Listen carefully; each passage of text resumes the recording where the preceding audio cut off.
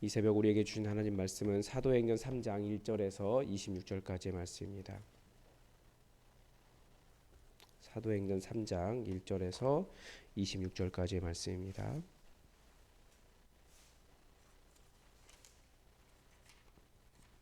우리 하나님의 말씀을 다 함께 받들어 읽겠습니다. 제9시 기도 시간에 베드로와 요한이 성전에 올라갈새 나면서 못 걷게 된 이를 사람들이 메고 오니 이는 성전에 들어가는 사람에게 구걸하기 위하여 날마다 미문이라는 성전 문에 두는 자라.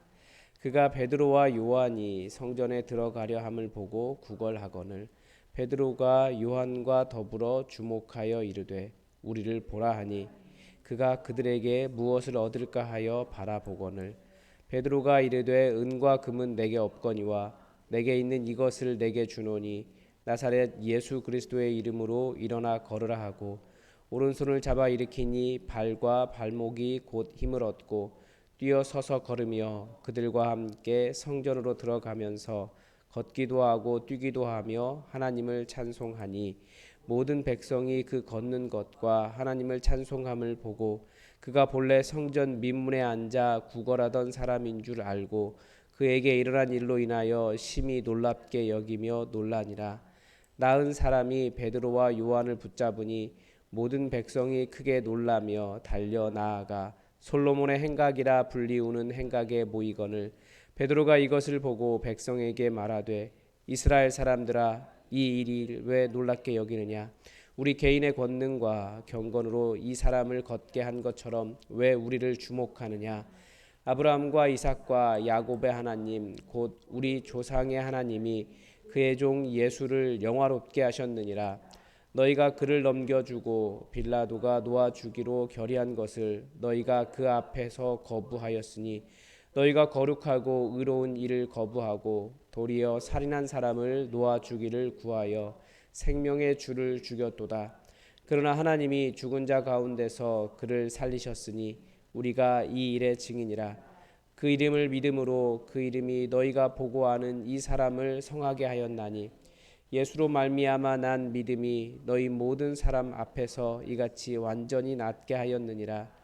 형제들아 너희가 알지 못하여서 그리하였으며 너희 관리도 그리한 줄 아노라. 그러나 하나님이 모든 선지자의 입을 통하여 자기의 그리스도께서 고난 받으실 일을 미리 알게 하신 것을 이와 같이 이루셨느니라. 그러므로 너희가 회개하고 돌이켜 너희 죄 없이 함을 받으라. 이같이 하면 새롭게 되는 날이 주 앞으로부터 이를 것이요 또 주께서 너희를 위하여 예정하신 그리스도 곧 예수를 보내시리니 하나님이 영원 전부터 거룩한 선지자들의 입을 통하여 말씀하신 바 만물을 회복하실 때까지는 하늘이 마땅히 그를 받아두리라. 모세가 말하되 주 하나님이 너희를 위하여 너희 형제 가운데서 나 같은 선지자 하나를 세울 것이니 너희가 무엇이든지 그의 모든 말을 들을 것이라. 누구든지 그 선지자의 말을 듣지 아니하는 자는 백성 중에서 멸망받으리라 하였고 또한 사무엘 때부터 이어 말한 모든 선지자도 이 때를 가리켜 말하였느니라. 너희는 선지자들의 자손이요 또 하나님이 너희 조상과 더불어 세우신 언약의 자손이라. 아브라함의 이르게 이르시기를 땅 위의 모든 족속이 너의 씨로 말미암아 복을 받으리라 하셨으니 하나님이 그 종을 세워 복 주시려고 너희에게 먼저 보내사 너희로 하여금 각각 그 악함을 버리게 하셨느니라. 아멘. 오늘 본문을 보면 하나님께서 예수님을 왜 보내셨는지, 얼마나 사랑하시고 또 얼마나 우리가 깨끗하게 되기를 원하셨고 얼마나 구원받기를 원하셨고 얼마나 우리에게 복 주시기를 원하셨고 이 험한 세상을 살아가는 우리가 좀 새롭게 다르게 정말 희망을 갖고 예수님 때문에 다르게 살 수 있도록 그것을 원하셨는지를 오늘 본문을 통해서 잘 볼 수 있습니다. 사도행전에 대해서 처음 말씀드릴 때 사도행전은 기도행전이다 이런 말씀을 드렸습니다. 기도에 대한 도전이 있고 그리고 실제로 사도들은 그리고 초기의 제자들은 그렇게 기도했고 그리고 기도의 모든 본문마다 계속해서 기도한 얘기가 들어있어요. 기도했기 때문에 달라졌다라는 거죠. 오늘 본문에서도 1절에서 보면 제9시 기도 시간에 베드로와 요한이 성전에 올라갈세라고 이야기하고 있습니다. 그러니까 오후 한 3시쯤 이제 베드로와 요한이 기도하러 성전에 올라간 겁니다. 사실 이때까지만 해도 뭐 유대교 안에 또 다른 분파 이 정도 생각을 했을 때입니다. 그러니까 유대교의 기도 시간 이렇게 맞춰 갔을 가능성이 있습니다. 원래 경건의 습관이었던 거죠.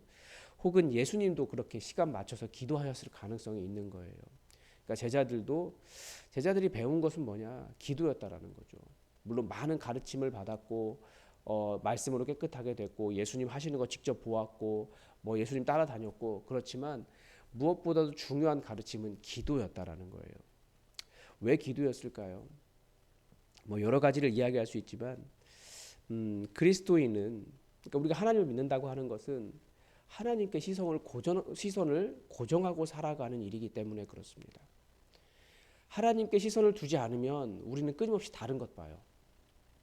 그러면서 아무런 문제가 되지 않는 것들도 문제로 생각하고 힘들어하고 왜 이게 이렇게 되는 거야? 그런 생각을 한다는 거죠. 하나님께 시선을 고정하지 않기 때문에 자꾸 다른 것 보는 겁니다.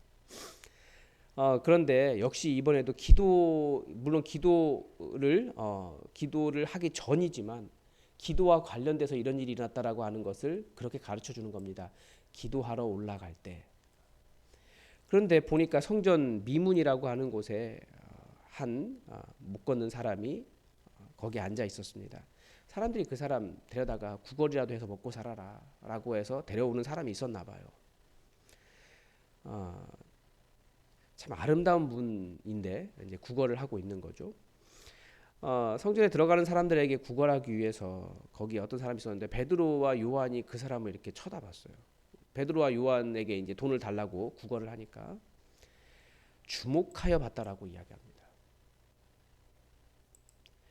베드로와 요한에게 어떤 마음이 들었을까요?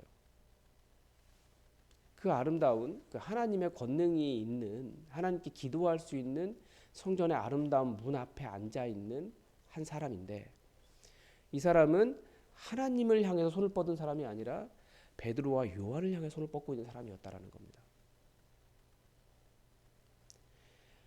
자기들은 하나님께 손을 뻗기 위해서 하나님께 나아가고 있는 상황이었으니까 자기의 상황과 다르게 느껴졌을 것 같은 생각이 들어요.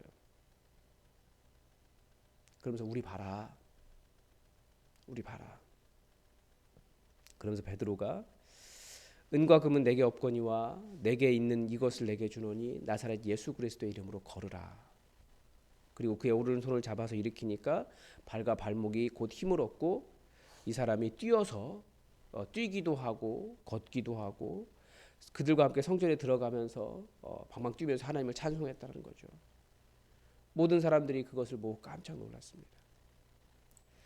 우리가 하나님께 기도할 수 있는 성전이 예배당이 있고 우리가 하나님께 기도해야 된다는 것을 알고 있고 우리에게 권능의 근원이신 하나님이 계신데 우리는 사실 사람들 보면서 마치 구걸하는 사람들과 같을 때가 있어요. 교회 안에 있음에도. 그래서 이 본문은 정말 우리가 무엇을 봐야 될 것이냐 이걸 가르쳐 줍니다.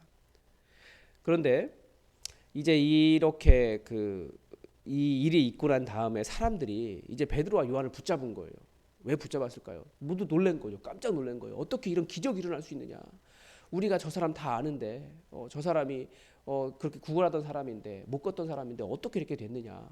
그래서 베드로와 요한을 붙잡고 놀라가지고 달려나가고 그러면서 막 솔로몬의 행각이라는 곳에 모여들었습니다. 근데 베드로가 이때 뭐라고 말합니까? 12절에 이스라엘 백성들아, 이스라엘 사람들아, 이 일을 왜 놀랍게 여기느냐? 내가 능력 있는 게 아니다. 개인의 권능과 개인의 경건으로 이 사람을 걷게 한 것처럼 왜 우리를 주목하느냐? 너희가 거부한 예수 그리스도의 이름이 이 일을 가능하게 했다. 그러니까 예수님은 어떻게 오신 분이십니까? 이런 사람을 치유하고 깨끗하게 하고 사람을 회복시키는 일을 위해 오셨다라는 거예요. 그러니까 여전히 그렇게 예수님을 의지하는 사람은 그렇게 일어날 수 있다라고 말씀을 하시는 거죠. 그런데 사람들은 사람을 주목한다는 거예요. 그래서 이것을 보면서 베드로가 정말 얼마나 자기의 사명에 충실한 사람이었는가 우리는 알 수 있습니다. 우리는 어떤 좋은 일이 있으면 어떤 자기의 능력이 드러나면 그것을 가지고 뭐 하려고 합니까? 나를 높이려고 해요. 그런데 베드로는 어떤 좋은 일이 있으니까 어떻게 이것을 예수 그리스도와 연결할 수 있을까? 어떻게 이것을 예수 그리스도 이 일을 통해서 예수님을 증거할 수 있을까? 이걸 생각했습니다. 왜 그렇습니까? 모든 제자의 사명은 딱 하나입니다. 증인되는 일. 예수 그리스도의 증인되는 일. 그래서 모든 일을 통해서 어떻게든지 연결해서 예수 그리스도의 증인의 일을 감당하고 그 사람에게 예수 그리스도를 증거하는 일이 제자들이 할 일이기 때문에 베드로가 그렇게 했다라는 거예요. 얼마든지 지금 이 상황, 내가 능력 있어, 나 따라와, 이렇게 할 수 있는 거잖아요. 절대 그렇게 하지 않았어요. 그러면서 그 사람들의 죄를 지적을 했습니다. 너희가 예수 그리스도를 그렇게 죽는데 내어주지 않았느냐? 생명의 주를 너희가 죽인 것이다. 이렇게 능력 있으신 분을. 그런데 하나님이 죽은 자 가운데서 그를 살리셨으니 우리가 이 일의 증인이라. 사도 베드로는 절대 이 증인되면서 흔들리지 않았고 내가 영광 받는 것이 아니라 이 내 모든 능력의 근원은 예수 그리스도라는 것을 알고 사람들에게 예수 그리스도에게로 연결될 수 있도록 사람들에게 예수 그리스도의 능력을 전했다라는 겁니다. 지금도 마찬가지입니다. 예수님은 우리에게 기도할 수 있는 능력을 주신 그 이유가 있습니다. 그 어떤 분이 최근이 아니고 꽤 된 책인데 그분이 그렇게 이야기하셨더라고요. 1시간을 기도하면 나를 이기고 2시간을 기도하면 교회를 이기고 뭐 교회를 이긴다는 게 싸워서 이렇게 이겼다라는 게 아니고 교회를 지킬 수 있고 3시간을 기도하면 일상이 기도가 된다. 기적이 된다. 이제 그런 멋있는 말을 하셨더라고요. 물론 이제 이런 말들이 다 그 전통이 있는 말입니다. 실제로 그렇게 기도했기 때문에 그런 일들이 일어났기 때문에 그렇습니다. 그래서 예수님께서 가르쳐 주신 것이 기도라고 한다면 우리도 그렇게 기도해야 되는 거죠. 그러면 사람들에게 너희가 그렇게 예수님을 못 박았는데 그분이 능력 있으신 것이다. 그러면 어떻게 하느냐? 이제는 너희들 잘못 너희가 예수님을 못 박았는데 돌이켜서 너희 죄 없이 함을 받으라. 새롭게 하는 날이 주 앞으로부터 이를 것이다. 회개하면 주님께 돌아오면 주님께서 너희를 새롭게 해주실 것이다.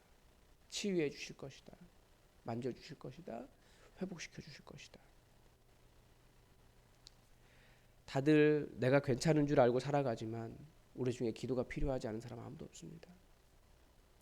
우리 중에 예수님 아닌 다른 것에서 희망을 얻을 수 있는 사람 아무도 없습니다. 그건 잠깐의 기쁨은 될 수 있겠지만 영원하지 않습니다. 그리고 그 예수님은 우리를 새롭게 하실 수 있는 분일 뿐만 아니라 또 20절에 보면 이제 우리를 위해 다시 오실 분이십니다. 만물을 회복하실 때까지 하나님께서 만물을 회복하실 날이 있을 거예요.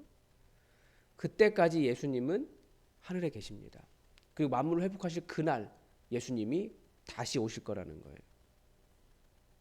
그러니까 그분을 기다리라는 거죠. 그분을 믿으라는 거예요.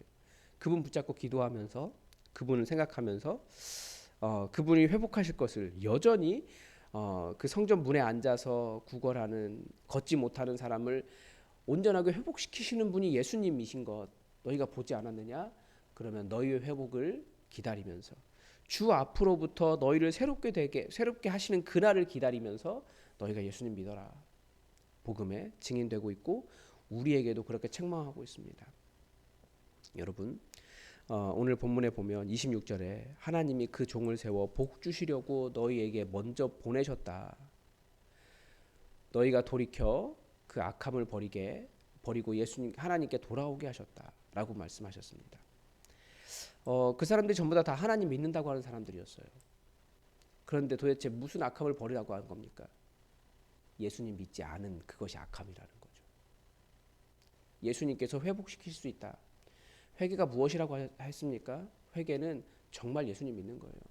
그분이 이렇게 행하실 수 있다. 그러니까 우리가 우리의 악함을 돌이켜야 할 것이 무엇이겠습니까? 하나님이 아닌 다른 것 바라보면서 그것을 능력이라고 이야기하고 내게 그것이 없어서 문제라고 이야기하고 하나님을 의지하지 못하고 하나님께서 새롭게 하시는 것을 기대하지 못하는 그 마음을 돌이켜 우리에게 복 주시려고 세우신 그 이름으로 돌아가는 것입니다. 그래서 이 새벽이 여러분 주님 간절히 바라보면서 하나님은 분명히 할 수 있다는 것을 믿으면서 하나님의 권능을 경험하는 기도를 하는 그런 새벽이 되시기를 주님의 이름으로 축복합니다. 오늘도 하나님의 뜻이 우리에게 이루어지기를 주기도문으로 기도하겠습니다. 하늘에 계신 우리 아버지, 아버지의 이름을 거룩하게 하시며 아버지의 나라가 오게 하시며 아버지의 뜻이 하늘에서와 같이 땅에서도 이루어지게 하소서. 오늘 우리에게 일용할 양식을 주시고 우리가 우리에게 잘못한 사람을 용서하여 준 것 같이 우리 죄를 용서하여 주시고 우리를 시험에 빠지지 않게 하시고 악에서 구하소서. 나라와 권능과 영광이 영원히 아버지의 것입니다. 아멘. 여러분 계속해서 환우들을 위해서 기도해 주시고 우리 교회를 위해서 기도해 주십시오. 하나님께서 우리 가운데 행하실 놀라운 일들을 다 함께 꿈꾸는 그런 새벽의 시간이 되시길 바랍니다. 다 함께 기도하겠습니다.